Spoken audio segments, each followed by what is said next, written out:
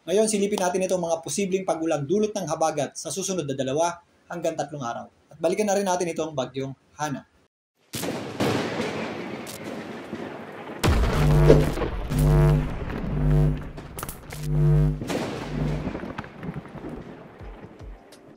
Welcome po muli sa Philippine Weather Trivia. Again, para po sa mga bago sa channel na to. Ako nga pala si Alvin Pura, isang meteorologist at ang inyong weather tutor.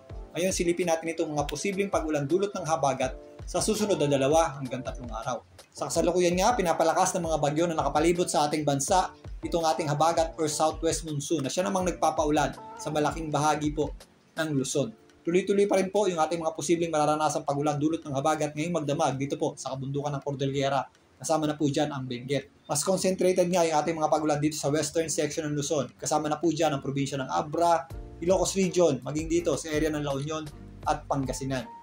Magdadala rin ng pabugso-bugsong hangin na may kasamang pabugso-bugsong pagulan ng habagat dito po sa malaking bahagi ng Central Luzon. Kasama na po dyan ang Aurora, Quirino, lalong-lalo na po dito sa area ng Bulacan, Nueva Ecija, Pampanga at Tarlac. Mas marami naman tayong mga natatanggap na pagulan sa western section nito, ang area ng Zambales at Bataan. Tuloy-tuloy rin ang mga posibleng malalakas na pagulan ngayong magdamag dito po sa Metro Manila. Kasama na po dyan ang Calabarzon, lalong-lalo na ang western section nito, ang area ng Rizal, Batangas, kasama na po dyan ang Cavite. Magpapatuloy din ang epekto ng habagat dito sa Mimaropa. Mas marami naman tayong mga natatanggap na pagulan dito sa area ng Occidental Mindoro. So narito naman ang WRF Model Run mula sa Weather Manila para sa ating mga pagulan sa susunod na 2 hanggang 3 araw. Para bukas, Sabado, meron tayong mga possible scattered o kalat-kalat na pagulan dito po sa may western section ng Visayas at ilang bahagi ng Zamboanga Peninsula. Pero mas mataas po ang axis ng ating habagat sa ngayon, kaya mas concentrated po yan dito sa Luzon, mostly dito sa western section ito. Apektado rin ng habagat, although minsan nagpapakita ang araw, posible po yung mga scattered o kalat-kalat na pagulan dito sa Bicol Region.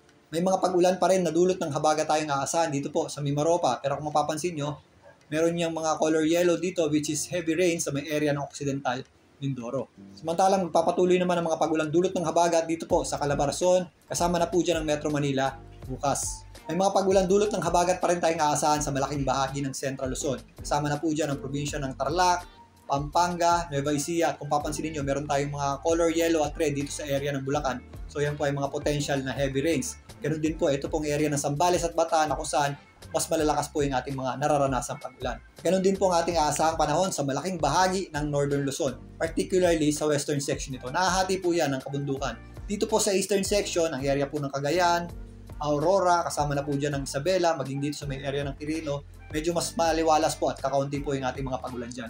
Pero patuloy po tayo makakaranas ng mga pagulan dulot ng habagat sa mga kabundukan ng Cordillera, kasama na po dyan ng Benguet, maging dito sa area ng Abra at Apayao. Mas marami naman tayong matatanggap na pagulan dito po sa Ilocos Region, kasama na po dyan ang probinsya ng La Union, maging dito sa may area ng Pangasinan. Halos ganun din po ang ating aasahang panahon sa darating na linggo habang binabaybay ng bagyong Hana, ito pong hilagang bahagi ng ating bansa. Patuloy pong makakaapekto ang habagat sa malaking bahagi ng Northern Luzon. Asahan pa rin po natin ang mga possible heavy rains dito po sa area ng Ilocos Region, kasama na po dyan ang La Union at Pangasinan. Maging dito sa kabundukan ng Cordillera, kasama na po dyan ang Benguet, at maging dito sa may area ng Abra. Magdadala pa rin ng mga posibleng pabugso-bugsong hangin na may kasamang pabugso-bugsong pagulan ng ating habagat or southwest monsoon dito po sa malaking bahagi ng Central Luzon sa darating na linggo. Kasama nga po dyan ang probinsya ng Bulacan, maging dito sa ilang bahagi ng Aurora. Kasama na rin po dyan ang Nueva Ecija, Pampanga, Tarlac, maging dito sa area ng Pangasinan. Lalong-lalo na po ang western section nito, ang area ng Zambales at Bataan.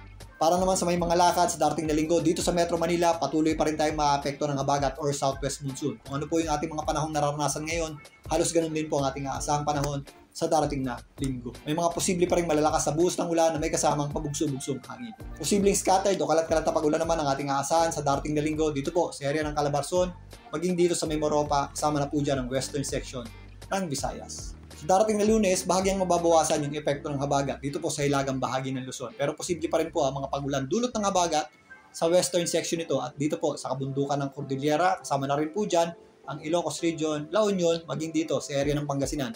Meron nga tayong mga color red dyan at color yellow.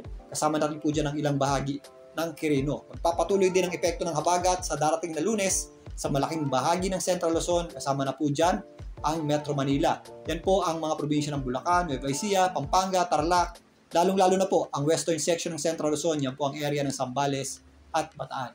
possible pa rin ang mga scattered o kalat-kalat na pagulan sa darating na Lunes dito po sa area ng Bicol Region, Calabarzon, maging dito sa Mimaropa dahil pa rin yan sa ating habagat or southwest monsoon. Kung mapapansin nyo, parang meron tayong boundary ng pagulan dito. Yan po yung mga kabundukan dito sa hilagang bahagi ng Luzon. Mas marami po tayong natatanggap na pagulan dito sa kabilang side compared dito sa kabilang side. Pero sa case naman ng Bataan at Zambales, nakakadagdag po yan ng mga pagulan dito sa Metro Manila. Bukas tatalakayin natin yung mga positive at negative effects ng kabundukan sa mga pagulan. Samantalang patuloy na binabaybay ng Bagyong Hana, ito pong hilagang bahagi ng Northern Luzon. Yan po ay patuloy na humihila o nagpapalakas sa ating habagat kasama ng dating Bagyong Guri. Ang Bagyong Hana po ay nasa typhoon category pa rin ng Pag-asa na may lakas na hangin na nasa 120 km per hour at kuminsan may mga pagbugsog umabot sa halos 150 km per hour. Patuloy nga itong kumikilos pa-northwest patungo po dyan sa may area ng Taiwan sa bilis na 15 km per hour. Ito po ay nasa less than 700 km na lamang north-northeast ng Itbayat dyan po sa may area ng Batanes. So base dito sa official forecast track ng Pag-asa, mas bumababa pa yung ating center track para sa Bagyong Hana. Ito po ay maaaring sumabit na dyan sa hilagang bahagi ng Taiwan at nakalabas ng ating Philippine Area of Responsibility sa darating na linggo as a typhoon. Sa ngayon, although bumababa, wala pa rin tayong inaasahang posibleng landfall scenario o pagtama sa lupa nitong Bagyong Hana. Pero habang binabaybay po niyan, itong itaas na bahagi ng ating boundary line or ng ating bansa, yan po ay patuloy na magpapalakas ng habagat or southwest monsoon. Kaya magpapatuloy po ang epekto ng habagat sa mga susunod pang mga araw hanggang sa susunod na linggo. So ito pong Saula, yung dating Bagyong Guring ay nagla-landfall na o tumatama na po dyan sa katimugang bahagi ng China. Pero pinapalakas pa rin po niyan yung ating habagat o southwest monsoon kasama ng Bagyong Hana. Ito pong general area ng Visayas at Mindanao, less po ang effect ng habagat dyan. Maliwalas naman po ang panahon natin dyan maliban sa mga localized o mga isolated na pagulan at thunderstorms. Ang main concern natin ngayon is ang malaking bahagi ng Luzon, particularly ang western section nito. Kaya again, gaya ng nabanggit natin kanina, magtatagal pa ang epekto ng habagat sa mga susunod pang mga araw. Kaya maghanda at mag-ingat po tayo sa mga posibleng epekto ng mga pagulan nito, gaya ng mga flash floods at landslides, especially sa mga mabundok na lugar at sa mga low-lying areas. Bukas natabayan na po muli ang ating update para dito sa epekto ng habagat at sa Bagyong Hana. Muli, ito po ang inyong Weather Tito para sa Philippine Weather Trivia.